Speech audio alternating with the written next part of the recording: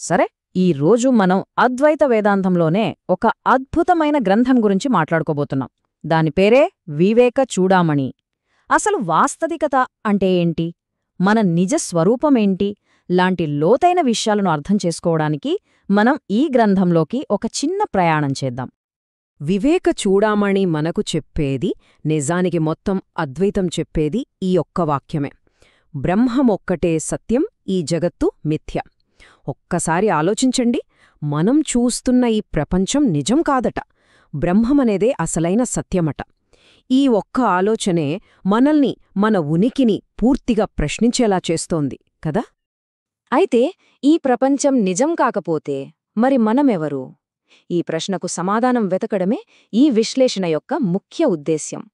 ఇది మనందరి స్వస్వరూపాన్ని తెలుసుకోవడానికి చేసే ఒక ప్రయాణమనమాట. సరే, ఈ అన్వేషణలో మనం 5 ముఖ్యమైన దశల గుండా వెళ్తాం. మొదట బంధం సమస్య ఏంటో చూస్తాం. తర్వాత ఒక అన్వేషకుడికి కలిగే ప్రశ్నలు. ఆ తర్వాత విచక్షణ మార్గం, దాని ద్వారా మన నిజస్వరూపాన్ని ఆవిష్కరించడం. చివరగా ముక్తి పొందిన ఆత్మ ఎలా ఉంటుందో తెలుసుకుందాం. అంటే ఒక రకంగా అజ్ఞానం నుంచి జ్ఞానం వైపు ప్రయాణమన్నమాట. సరే, ఇక మన ప్రయాణంలో మొదటి భాగానికి వచ్చేశాం. అదే బంధ సమస్య. అసలు ఈ తత్వశాస్త్రం ఏ ప్రాథమిక మానవ సమస్యను పరిష్కరించాలని చూస్తోందో ఇప్పుడు అర్థం చేసుకుందాం. సాధారణంగా సంసారం అనగానే మనకు జనన మరణ చక్రం అంటే పునర్జన్మ గుర్తుకొస్తుంది. కాని ఇక్కడ అర్థం అంతకంటే చాలా లోతైంది. సంసారమంటే అంతులేని దుఃఖం, బాధలతో నిండిన ఒక మహాసముద్రంలాంటిది. మన భ్రమ వల్లే ఈ సముద్రంలో మనం చిక్కుకుపోయామని చెబుతోంది ఈ గ్రంథం. ఈ బంధాన్ని అర్థం చేసుకోవడానికి శంకరాచార్యులు ఒక అద్భుతమైన రూపకం వాడారు. అదే సంసారవృక్షం. చూడండి, దీనికి బీజం అజ్ఞానం. ఆ బీజం నుంచి నేను ఈ శరీరం అనే మొలక వస్తుంది. అనుబంధాలు ఆకులుగా, మనం చేసే పనులు నీరుగా, ఈ శరీరమే కాండంగా మారుతుంది.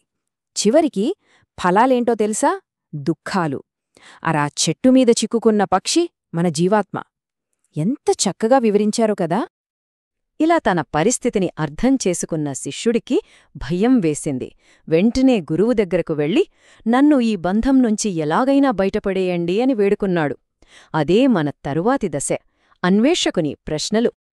ఆ శిష్యుడు గురువుని కొన్ని సూటి ప్రశ్నలడిగాడు. అసలీ బంధమంటే ఏంటి? అది మనకు ఎలా వచ్చింది? దీనినుంచి బయటపడటమెలా? నిజమైన నేనెవరు? ఈ ప్రపంచమేంటి? వాటి మధ్య తేడా ఎలా తెలుసుకోవాలి? చూడండి, ఈ ప్రశ్నలు ఆ ఒక్క శిష్యుడివే కాదు, సత్యాన్వేషణ చేసే ప్రతి ఒక్కరి ప్రశ్నలు ఇవే. ఈ ప్రశ్నలతోనే అసలైన తాత్విక చర్చ మొదలవుతుంది. సరే, ఆ ప్రశ్నలకు సమాధానంగా గురువు చెప్పిన మార్గమే విచక్షణ మార్గం. ఇదే ఈ మొత్తం బోధనలో అత్యంత కీలకమైన అంశం. వివేకం అంటే విచక్షణ. దేనిని విచక్షణ చేయాలి? సత్యమేదో అసత్యమేదో తెలుసుకోవాలి. మరి ఈ విచక్షణ ఎలా చేయాలి? ఇదొక ప్రక్రియ అనమాట. ఉల్లిపాయకి పొరలెలా ఉంటాయో, మన నిజ స్వరూపం చుట్టూ కూడా కొన్ని పొరలుంటాయి. వాటిని కోశాలు అంటారు. మనం ఒక్కో పొరను అర్థం చేసుకుని, ఇది నేను కాదు అని పక్కన పెడుతూ వెళ్ళాలి. మొట్టమొదటి బయట ఉండే పొర అన్నమయ కోశం, అంటే మన భౌతిక శరీరం. ఎముకలు, రక్తం, మాంసంతో తయారైన ఈ దేహం. మనం చాలా తేలిగ్గా ఇదే నేను అనుకుంటాం. కాని ఇది నిజం కాదు. ఇది మనం వేసుకున్న ఒక చొక్కా లాంటిది మాత్రమే. ఆ శరీరం లోపల ఉండే రెండో పొర ప్రాణమయ కోశం, అంటే మన ప్రాణశక్తి. ఈ దేహాన్ని నడిపిస్తున్నది ఇదే. ఇది శరీరం కంటే సూక్ష్మమైనదే, కానీ ఇది కూడా మనం కాదు, ఇదొక శక్తి అంతే. ఇక మూడో పొర మనోమయ కోశం. ఇదే మన మనస్సు. నేను, నాది, నావాళ్లు లాంటి ఆలోచనలన్నీ ఇక్కడే పుడతాయి. ఈ ప్రపంచం వేరు, నేను వేరు అనే భ్రమను క్రియేట్ చేసేది కూడా ఈ మనసే. అందుకే మన బంధానికి ఇది చాలా కీలకమైనది. ఇంకా లోపలికి వెళ్తే మనకు విజ్ఞానమయ కోశం కనిపిస్తుంది. దీన్నే మనం బుద్ధి లేదా అహంకారం అనొచ్చు. నేను చేస్తున్నాను, ఇది నా నిర్ణయం అనే కర్త అనే భావన ఇక్కనుంచే వస్తుంది. కాని ఆలోచించి చూస్తే ఇది కూడా మనం కాదు. ఇక అన్నిటికంటే లోపల ఉండే సూక్ష్మమైన పొర ఆనందమయ కోశం. అంటే ఆనందంతో కూడిన పొర. మనం గాఢ నిద్రలో ఏమీ తెలియకుండా ప్రశాంతంగా ఉంటాం కదా, ఆ అనుభవం దీనికి సంబంధించింది. అయితే ఇది కూడా అసలైన ఆత్మ కాదు, కేవలం ఆత్మ యొక్క ఆనందాన్ని ప్రతిబింబించే ఒక నీడలాంటిది. సో ఈ 5 కోశాలను చూశాక విషయమేంటంటే, ఈ పొరలన్నీ అనాత్మ, అంటే నేను కానివి. ఇవన్నీ వస్తువుల్లా చూడబడతాయి, మారుతూ ఉంటాయి. కాని వీటన్నిటినీ చూస్తున్నది ఒకటుంది. అదే ఆత్మ. అది సాక్షి. అది ఎప్పటికీ మారదు. అది చూరబడుతున్న వస్తువు కాదు, చూసేవాడు. ఈ తేడాను గుర్తించడమే వివేకం. సరే, ఈ 5 పొరలు నేను కాదు అని తెలుసుకున్నాక మరి నిజమైన నేను ఎవరు? ఆ నిజ స్వరూపాన్ని ఇప్పుడు ఆవిష్కరిద్దాం. ఈ భ్రమాంతా ఎలా కలుగుతోంది అంటే దానికి కారణం మాయ. ఈ మాయకు 2 శక్తులున్నాయి. ఒకటి ఆవరణ శక్తి. ఇది సూర్యుణ్ణి మేఘాలు కమ్మేసినట్టు నిజాన్ని కప్పివేస్తుంది. రెండోది విక్షేపశక్తి. ఇది ఆ కప్పబడిన నిజం మీద ఒక అబద్ధాన్ని, అంటే ఈ ప్రపంచాన్ని ప్రొజెక్ట్ చేస్తుంది.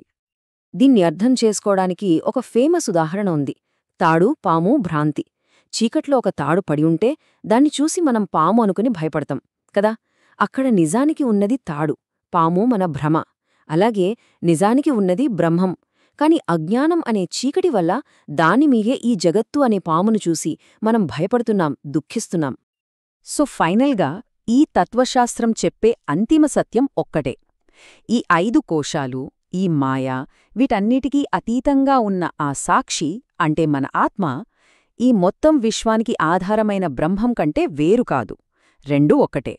సముద్రంలో అల ఎలాగో బ్రహ్మంలో జీవుడు కూడా అంతే. సరే, ఈ సత్యాన్ని తెలుసుకున్న వ్యక్తి ఎలా ఉంటాడు? ఆ ముక్తి పొందిన ఆత్మ, ఆ జ్ఞాని యొక్క స్థితి ఎలా ఉంటుందో చూసి ముగిద్దాం. జ్ఞాని యొక్క లక్షణాలు వినడానికి చాలా విచిత్రంగా, పరస్పర విరుద్ధంగా అనిపిస్తాయి. చూడండి, వాళ్ల దగ్గర ధనం లేకపోయినా ఎప్పుడూ తృప్తిగా ఉంటారు. వాళ్లు ఏ పనీ చేయకపోయినా ఎంతో శక్తివంతులు. ప్రపంచంలోనే ఉంటారు, కాని దేనికి అంటరు. అన్ని పనులూ చేస్తారు, కాని నేను చేస్తున్నాను అనే భావన ఉండదు. వాళ్లు నిజంగా స్వేచ్ఛగా జీవిస్తారు. ఒక నది ప్రవహించి ప్రవహించి చివరికి సముద్రంలో ఎలా కలిసిపోతుందో అలాగే జ్ఞాని యొక్క వ్యక్తిగత నేను అనే భావన ఆ అనంతమైన బ్రహ్మంలో కలిసిపోతుంది, ఇక వేరుగా ఉండదు. అయితే ఒక చివరి ప్రశ్న. మనం నేను అనుకుంటున్న ఈ వ్యక్తి, ఈ అహంకారం పూర్తిగా అదృశ్యమైపోతే ఇక చివరకు మిగిలేదేంటి?